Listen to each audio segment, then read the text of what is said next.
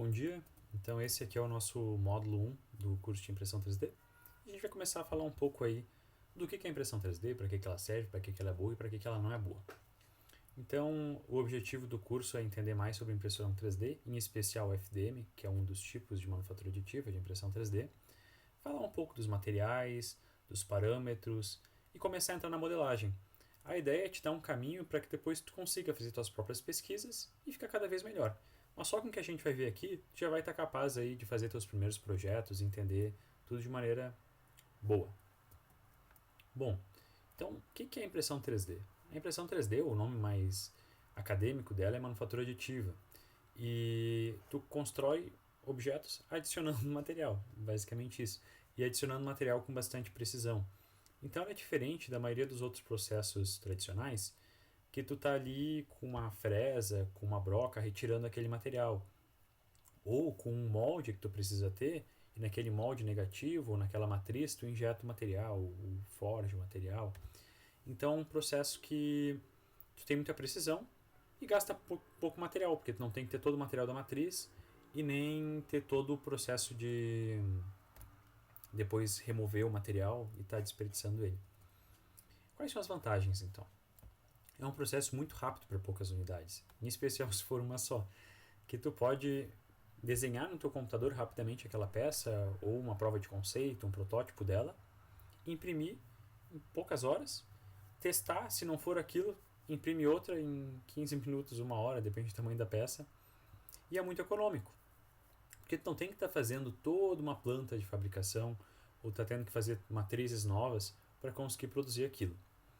Essa propriedade de ter cada peça única acaba sendo muito boa também para produtos que têm que ser altamente personalizáveis, mesmo que tu vá produzir em uma escala um pouco maior, como por exemplo até próteses e órteses, que às vezes podem ser feitas dessa maneira, que cada pessoa vai ter seu corpo um pouco diferente e tu consegue personalizar para cada um.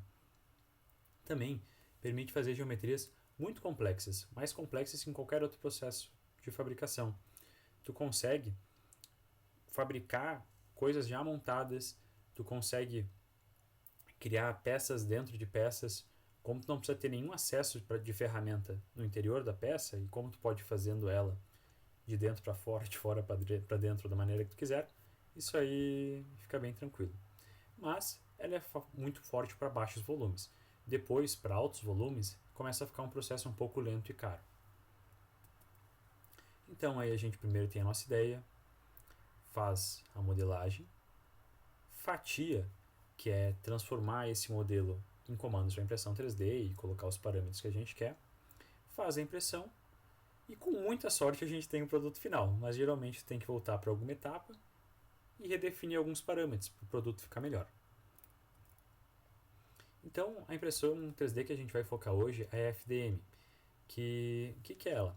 Ela deposita o material fundido camada por camada. Dá para pensar nela como se fosse uma pistola de cola quente, que tu faz uma camada, depois faz uma camada por cima dela e vai subindo assim, criando em bloquinhos. Então tu adiciona a primeira camada, a segunda camada, a terceira camada e vai indo assim até fechar o processo. Depois a gente vai abrir o fatiador e isso vai ficar bem claro. O processo então, o filamento entra no alimentador como se fosse o tubo de cola da cola quente, ele é aquecido e é extrudado, que é esse termo aí por passar por uma construção, no final do tubo. Então é depositado na mesa, na posição que tu quer, o bico fica andando e no final resfria, se solidifica, passa para a próxima camada. Então as principais partes é o extrusor, que é o que vai passar o filamento aquecendo, o hot end, que ele aquece a temperatura que tu precisa, depende do material, a gente vai falar disso depois. O bico é o que define a ponta ali do teu extrusor, vai definir o diâmetro que o teu material vai sair. O sistema, né, que tu faz, tem diversos tipos de sistema, não vai dar para entrar por ser um curso introdutório, mas o mais comum é o cartesiano, que é esse que tu tem uma barra que anda na vertical, uma que anda na horizontal e uma para pegar ali a lateral. E praticamente todas, não obrigatoriamente, mas a grande maioria vai acabar tendo um ventilador aí para fazer o resfriamento e dependendo do material também vai precisar de uma mesa aquecida. O material mais usado hoje em dia é o PLA. Não foi sempre assim, mas é um material que se destaca muito. Ele não é um material tão tóxico, então, diferente de algum, principalmente impressora de resina, tem materiais que tu não pode nem estar tão perto da impressora para estar imprimindo. Esse é relativamente atóxico, não dá para sair comendo, mas é relativamente atóxico. Ele é baseado, frequentemente é feito de cana-de-açúcar, nem sempre, mas frequentemente. E é biodegradável. Biodegradável entre aspas, porque vocês sabem como são os polímeros, eles não são 100% biodegradáveis, mas nas condições certas, da maneira correta, ele pode sim se biodegradar. E é muito fácil de imprimir. Realmente muito fácil de imprimir, então é um material que praticamente todo mundo começa. A temperatura de bico está ali entre 190 e 220 graus, geralmente para baixo, aí, 190 a 200. Temperatura da mesa não é obrigatória, mas é recomendada a 50 a 60 graus, então se a impressora não for aquecida, tu consegue imprimir. Resistência mecânica é moderada, ele é duro, mas não tem tanta tenacidade assim, então ele é mais quebradiço, mais frágil. Resistência a UV e resistência química são os dois principais problemas dele. Ele dura pouco tempo se tu deixar no sol, uma peça que tem que ficar exposta ao sol, e também dura pouco tempo se ele estiver em contato com umidade, mofo, um solo, por exemplo, tu quer fazer um suporte para um sensor de umidade de solo. Nesses casos ele vai acabar também se degradando. E o grande ponto é ser muito fácil de usar aí. É o que é mais vendido hoje em dia, é o que é mais usado hoje em dia, e é um material que se tu for começar, provavelmente vai ser o que tu vai usar. O ABS é um material que começou na impressão 3D quando ela virou open source em 2012. Então, ele é um material que precisa de temperaturas maiores, ele é uma resistência mecânica boa, uma resistência química muito boa também, mas tem alguns problemas. Ele empena muito, então tu está fazendo na mesa, bateu um ventinho, mudou a temperatura, ele se entorta todo. É um material mais difícil de trabalhar, precisa de temperaturas maiores, mas tem essas vantagens aí de ter uma boa resistência ultravioleta, ser mais resistente quimicamente e também é mais resistente a altas temperaturas que o PLA. Continua não sendo uma resistência tão alta, mas já começa a poder fazer alguma coisa que vai estar perto do motor, de repente, dependendo do teu projeto. Então, ele também é um pouco mais tóxico, então precisa um pouco mais de ventilação. O PETG é muito parecido com aquele polímero que está na nossa garrafa PET, porque PETG é o nome. Ele tem esse equilíbrio entre o PLA e o ABS, e está sendo muito mais usado atualmente. Os filamentos estão sempre em desenvolvimento e polímeros estão sempre em desenvolvimento. Então, tecnologias novas vão aparecendo e os materiais também vão ficando cada vez mais fáceis de trabalhar. Então, hoje em dia o PETG tu consegue trabalhar ele quase como um PLA, mas ele tem algumas vantagens. Ele tem uma resistência mecânica mais alta, principalmente a tenacidade, ele é menos quebradiço. A resistência UV dele é muito boa e a resistência química também, tanto que é o que a gente usa nas garrafas, né? A temperatura de uso é um pouco mais baixa ali do que o ABS, mas é um material aí que está ficando cada dia mais popular. O TPU já começa a entrar um pouco em materiais especiais. Ele tem uma temperatura um pouco mais alta e o TPU ele é um material flexível. Tu consegue usar ele para fazer coisas de borracha, mais ou menos. Então, com ele a gente pode fazer vedações, pode fazer calçados, amortecedores, juntas, mas é um material muito mais difícil de trabalhar. Como ele é mais flexível, a máquina se atrapalha mais durante as extrusões, tu tem outros problemas que não teria antes. Então é um material um pouco mais avançado. E entra com materiais mais avançados, a gente tem uma grande diversidade aí de materiais mais específicos, que podem ser solúveis em água, propriedades de flexibilidade, propriedades de magnetismo e até de resistência. Um exemplo atualmente, que é o que mais usado, mais resistente, perguntaram no curso hoje de manhã, é o nylon com fibra de carbono, com iscas de fibra de carbono. Então é basicamente um nylon, que é um polímero muito mais difícil de trabalhar que o PLA, que o ABS e que o PETG, mas é mais resistente e mais tenaz, mais resistente aí a impactos. E com a fibra de carbono fica um material realmente muito bom. Os projetos mais de engenharia que o pessoal está fazendo definitivamente com manufatura aditiva e não só como protótipo ou prova de conceito, acaba sendo feito nesse material. Então aqui um comparativo rápido das resistências dos materiais, facilidade de uso e resistência química. E a degradação UV, então, é um problema que vocês já devem ter percebido que é bem grande aí para impressão 3D, principalmente para peças que vão ficar externamente. Mas tem maneiras de contornar isso e a gente vai ver isso agora. A gente pode proteger o UV pintando ele com alguma coisa, que é uma prática já bem antiga, não só na impressão 3D.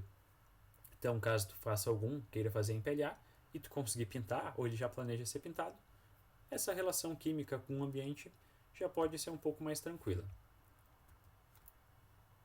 Agora a gente vai começar a falar então um pouco de parâmetros de impressão.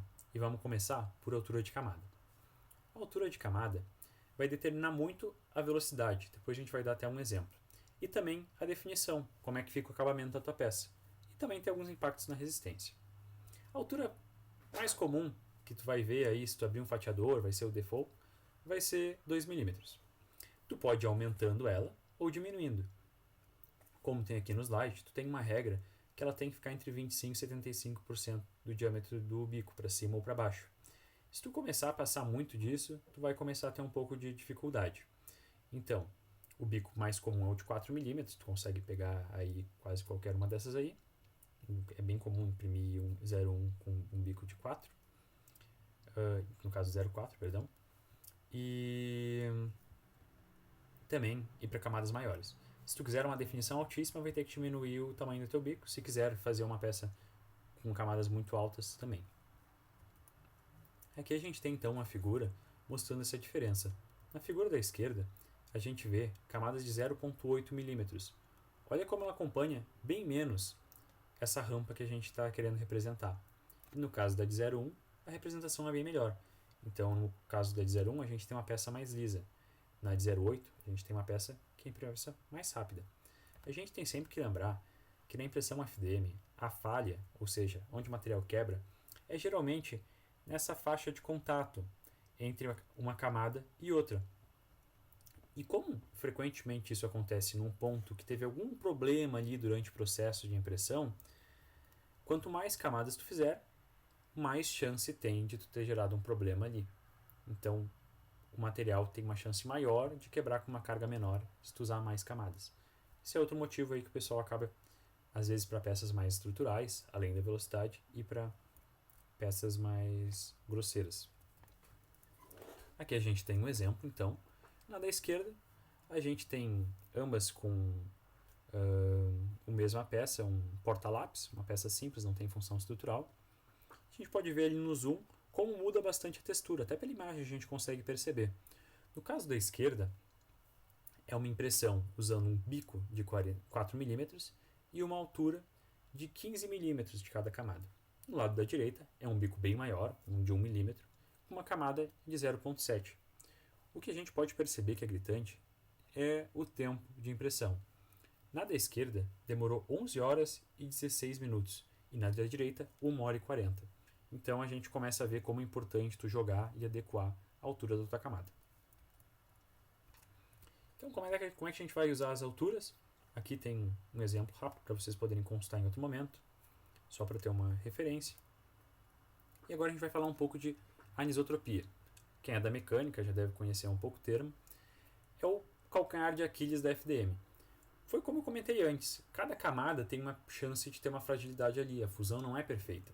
Não é como se tivesse um único bloco de plástico. Então, eu peguei umas peças aqui de um Jenga para exemplificar isso aqui. Se as peças são orientadas assim, é muito difícil arrebentar elas assim, mas muito fácil nesse outro sentido. Vamos supor que eu pego e passo uma cola bastão aqui entre as peças. É mais ou menos o que eu estou fazendo com a impressão 3D.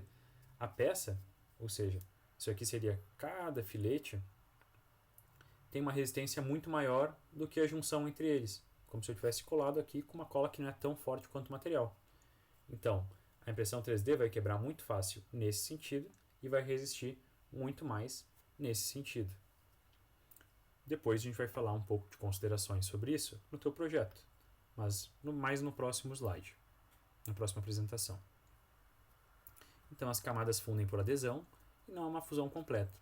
A união fica mais fraca com o material sólido e a resistência é bem significativa, essa parte menor, e dependendo da qualidade da tua impressão isso pode baixar bastante.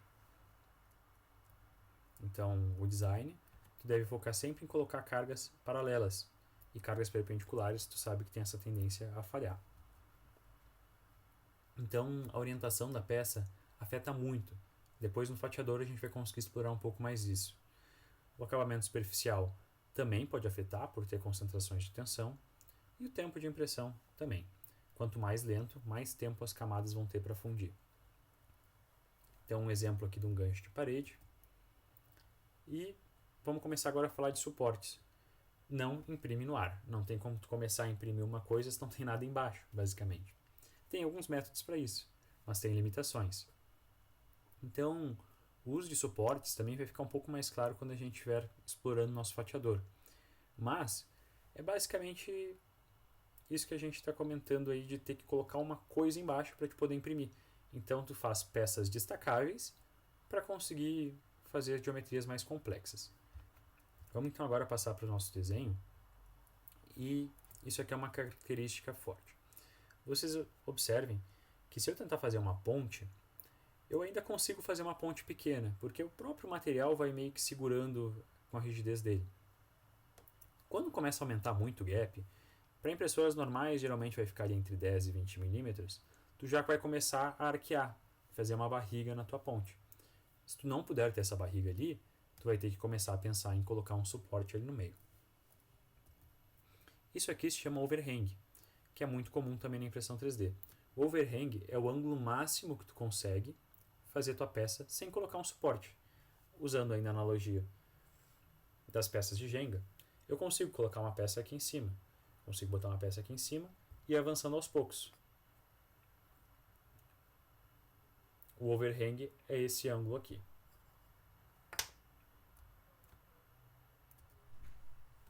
Então, agora falando de temperatura da mesa. A temperatura da mesa não é obrigatório para todos os materiais, mas ela aumenta a adesão da primeira camada, que é a camada mais comum de dar problema, e evita o warping, que é o empenamento, que é quando tu começa a puxar as camadas externas e a tua peça entorta. Então, aqui dá para ver como também tem uma diferença grande da temperatura da mesa que tu usa para cada material, e grande parte das impressoras hoje em dia não vão chegar ali até os 90 graus do ABS, dependendo da impressora que tu comprou. Então também acaba ficando um pouco limitado em material. Se tu quiser um nylon, fica mais limitado ainda, porque tu precisa de uma impressora com uma temperatura muito alta. Então a temperatura do hot change é uma peça chave na impressão 3D. Ela vai causar muitas falhas que a gente chama de stringing, que é que nem quando está usando uma cola quente, é um processo muito parecido, e sai aquela teia. Se tu deixar o bico mais quente que precisa, vai ter uma formação muito grande disso. Então a tua peça vai ficar muito ruim e tu vai ter que ficar muito tempo limpando ela depois. E se tu está usando muito frio, tu vai diminuir a adesão com a camada de baixo, então tu pode perder resistência, e tu também pode ter entupimentos, que é um caso muito extremo aí. Tem termos mais complexos de temperatura de vitrificação e etc. que a gente pode dar num curso mais avançado, mas nesse não vai, a gente vai ficar limitado a isso. Tu quer deixar ela suficientemente fluida para passar pelo hot change e suficientemente quente para colar lá de baixo. Muito mais que isso começa a ter problema, inclusive pode queimar e entupir porque tu queimou um pedaço do plástico. Então, atualmente os fatiadores já vêm com um preset muito bom e vai testando, e com o tempo, se tu achar que precisa mudar alguma coisa, tu volta. Então, falar um pouco de preenchimento. O preenchimento pode ser desde oco até maciço. Quanto mais preenchimento, de modo geral, mais resistente vai ser o teu projeto. Mas ele vai gastar bem mais material, vai ficar mais pesado e vai demorar bem mais tempo. A gente também vai falar um pouco mais de preenchimento durante a parte explorando cura, que é o nosso fatiador, mas nesse momento é bom passar pelas tabelas para vocês saberem onde consultar depois. Então, os padrões também, dá para ver como tem uma grande variedade de enchimentos que tu pode colocar numa impressão. E falar de velocidades então. No fatiador tu pode botar diversas velocidades. Isso depende muito da tua impressora, do teu material, da temperatura que tu consegue usar, da vazão que tu consegue dar, da energia que tu consegue jogar lá para a ponta. Mas de modo geral, tem essa regra geral. Mais lento, tu vai ter um acabamento um pouco melhor. Mais rápido, tu vai ter menos qualidade. Então, para as paredes, por exemplo, a gente vai deixar as temperaturas um pouco mais baixas que para o preenchimento, porque o preenchimento, se perder um pouco de qualidade, não tem muito problema. A primeira camada é a mais crítica sempre, então a gente costuma deixar ela um pouco mais lenta. O warping a gente já comentou antes, é um problema muito comum na impressão 3D, e tu vai ter uma peça toda empenada que provavelmente perdeu muito a estabilidade dimensional. Então, se eu tinha que encaixar em alguma coisa, tu não vai mais conseguir. Se o warping é muito severo também, tu vai perder adesão com a mesa. E se tu perder adesão com a peça vai ficar solta em cima da impressora, tu vai voltar e vai ter uma nhaca lá.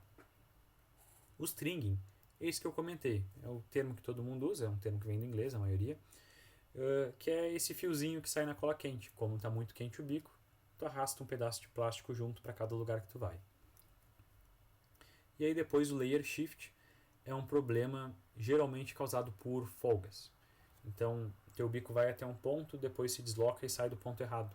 Como ele fica saindo e voltando para os pontos diferentes, ele acaba ficando com uma inconsistência no projeto. Então, na modelagem, a gente vai usar o software FreeCAD. É um software gratuito, open source, para design paramétrico. Vamos descrever um pouco melhor então o FreeCAD antes de entrar ali na aula, que vai estar com o link. Depois abram quando terminarem esse primeiro slide aqui. O FreeCAD, ele não só é gratuito, mas é open source, é paramétrico, é ideal para mecânica, mas tem algumas outras alternativas, apesar de eu recomendar fortemente o FreeCAD. Tem o Fusion 360, que é bem mais pesado e tem uma versão gratuita para estudante. O Tinkercad é muito fácil de usar, mas ele é muito limitado. Então, tu literalmente vai levar bloquinhos e redondinhos e coisas assim e vai montando ali, arrastando. Funciona, é de graça, roda na internet, mas é muito limitado e para projetos complexos não consegue fazer por lá. O Blender, tinha me perguntado se tinha algum outro para modelar, e o Blender é uma opção interessante para designs mais orgânicos. Ele é um design mais artístico. Tu vai ter uma massinha de modelar ali e tu realmente vai como se pegasse, você seleciona uma ferramenta que é uma colherzinha, daí tu está tirando material. Tu dá uma achatada, dá uma esticada, coloca mais massinha e vai fazendo assim. Então, para geometrias mais artísticas é muito conveniente. Para engenharia não funciona muito bem porque tu não consegue fazer encaixes nem ter uma estabilidade dimensional boa nas peças. Aqui tem alguns sites que tu pode usar para pegar modelos gratuitos e frequentemente alguém disponibilizou. Sempre dá uma olhada na licença, porque se o cara deixou de graça, provavelmente ele não quer que tu pegue e use para vender.